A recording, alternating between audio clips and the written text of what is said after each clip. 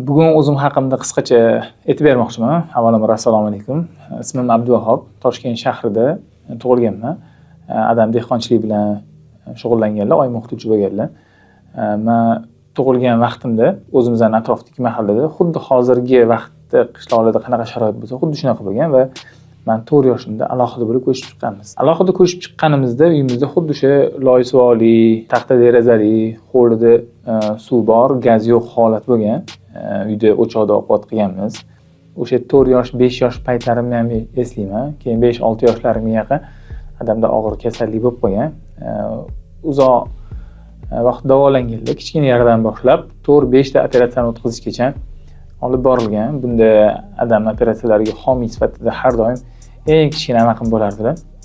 O'sha amakimning sa'y-harakatlari, oyim qarashlari, boshqa hamma yaqin qarindoshlarni g'amxo'rliklari natijasida adam oyoqqa turib ketganlar, lekin bunga taxminan 8-9-10 yilcha vaqt ketgan. Va bu vaqtda adam davolanishlargacha bizda ham har xil sharoitlar bo'lgan. Doktor siz bunaqani bilmaysiz, qishloq sharoiti deyshadi. Qo'y ham boqqanman, mol ham boqqanman, uyda teplisamiz bor edi, dehqonchilik ham qilganman, katta teplisamiz bor edi, ketmon ham chopganman. O'sha hamma hozirgi qilayotgan endi biz derazaga kilonka tutganmiz, sovuqda tutganmiz, bu men uchun yengillik bo'lmaydi. Derazaga kilonkani biz ham tutganmiz. Bu unaqa og'ir fojia deb o'ylamayman. Uyda gaz bo'lmagan paytda o'tin ham yoqqanmiz. Faqat shu qilmaganim tappi qilish. Lekin o'tin yorishi ham, o'tin maydalashi ham, daraxt kesishi, yer chopish, ekish, qo'y boqish, mol boqish, ularni tegini tozalash, jardik aruvlarda loyqa suvlarda cho'milish, shu oqar suvlarda cho'kib ketish, hammasi men yoshligimda, bolaligimdan o'tgan.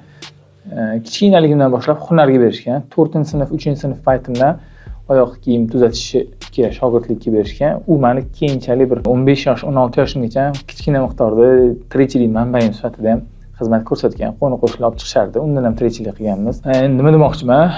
Doktor bo'lganda u osmondan kelib qolmaydi.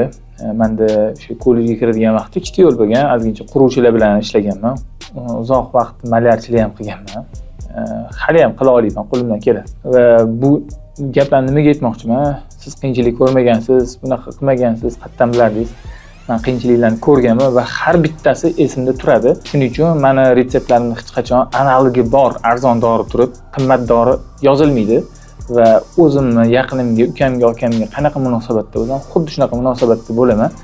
Va ba'zilar buni suiiste'mol ham qilishadi. Har oyda bir marta farmagen bilan o'sha dorini, boshqa keraksiz dorini yozish maqsadida takliflar bo'lib turadi va ular bilan har doim bitta bo'lsa ham konfliktga boraman. Bu dorini ta'sir qilmasligini aytsam, sen yosh doktorsan deb oxiri takliflari bo'lmagandan keyin sen yosh doktorsan, nimani bilarding deydigan doktorga ham chiqaman. Shuning uchun bu endi meni qisqacha tarixim desam bo'laveradi. O'qishga kirishim ham oson bo'lmagan. 1-2 yilda tayyorlangan imkoniyat bo'lsa, keyingi yillarda o'zi tayyorlanishga imkoniyat bo'lmagan. Lekin Ko'kchada Abdug'affor aka desa hamma biladi. Ustozimiz baraka topsinlar, meni bepulga o'qitib, keyin ozgina vaqtdan keyin shogird qilib, hattoki oylik ham to'laganlar va o'sha oxirgi yilda biologiyadan tayyorlanishga imkoniyatim ham bo'lmagan. Lekin Xudoga shukr, o'sha har xil etaplardan o'tganligimning foydasini yoki o'sha har xil vaqtlardan yoki o'sha bitta dona bo'rka nonga uydagi hamma tangalarni yig'ib 2 kun, 3 kunga yetkazgan vaqtlarimizdan foydasini o'zimni boshqalardan narsa so'ramasdan, qornim och vaqtda ham birovnikiga ko'z oylaytirmasdan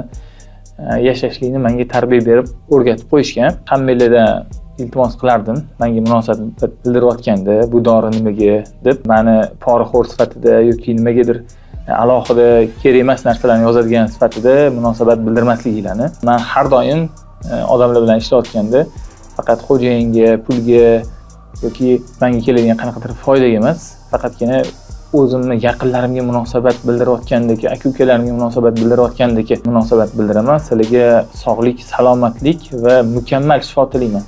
Har bitta kelayotgan kichkina bola bo'ladimi, otaxon, onaxon bo'ladimi, har bittasiga qo'lim ko'ksimda xizmatda bo'laman. Xudo xolisa tinchlik, omonlik, sog'lik, salomatlik bo'lib tursa, umrimning oxirigacha xuddi shunaqa xizmat qilaman. Vaqti kelganda xuddi shu xizmatlarni bepul ravishda tashkil qilish ham rejalarimda bor. Buning uchun odamlarning qo'llab-quvvatlanishi, ota-onalarning duosi va yaratganning ko'magi kerak bo'ladi. Hammanglarni yaxshi ko'raman, sog'lik, salomatlik tilayman.